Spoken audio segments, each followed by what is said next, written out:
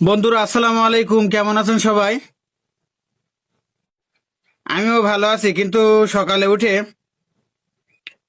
Mobile খুলে মনটা খারাপ হয়ে গেছে আমার। আমাদের কয়রা থানা দক্ষিণ বেতকাশি ইউনিয়নের জসিং গ্রামের একটা মর্মান্তিক ঘটনা দেখে খুব হতবাক হয়ে গেলাম।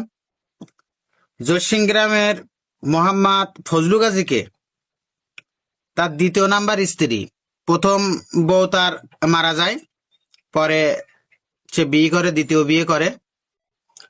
দুজনের মধ্যে আগামীকাল সন্ধ্যায় কোনো একটা বিষয় নিয়ে ঝামেলা হয়েছিল।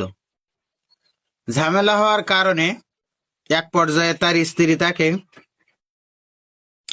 তার পুরুষাঙ্গ তার পুরুষাঙ্গ টিপে তাকে জায়গায় মেরে ফেলেছে, বুঝছেন?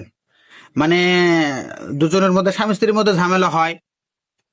এখন ঝামেলাটা কি নিয়ে হয়েছিল আসলে সেটা বিস্তারিত আমরা দেখলাম না। তা কোনো কোনো কিছু নিয়ে ঝামেলা হয়েছিল।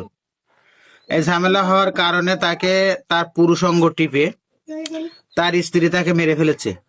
ভিডিওতে ছবি দেখা আছে, ছবি দেয়া আছে, ছবি দেখেন সবাই। এখন আমি চিন্তা করতেছি যে আমরা পুরুষরা তো নারীদের কাছে নিরাপদ না।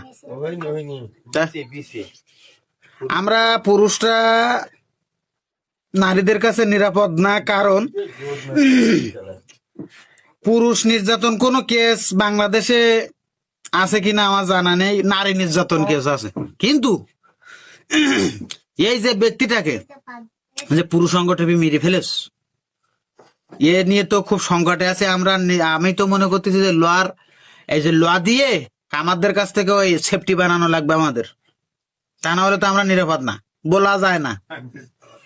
এই যে মহিলার তো আসলে সোশ্যাল মিডিয়ায় সব মহিলারা দেখতিস, তারাও তো আমার মনে হয় মনে মনে মন্তব্য করতিস যে খালি গ্যামজাম বাদলি হয়, গ্যামজাম বাদলি কাজ ক্লিয়ার করে দেবে। এখন সবাই সাবধানে থাকবেন, সবাই সাবধানে থাকবেন। ফজলু গাজী কিন্তু জায়গায় মারা গেছে, খুব সংকটে। বা এই পুরুষই তো কোনো নিরাপদ নেই, আমি তো বুঝলাম না। হ্যাঁ, এ তো আমি এখন দেখতেছি যে মহিলাদের সাথে কোনো রকম গ্যামজাম করা যাবে না। গ্যামজাম করলেই তো আমাদের উপায় নেই। হুম, সবাই সাবধানে থাকবেন সবাই।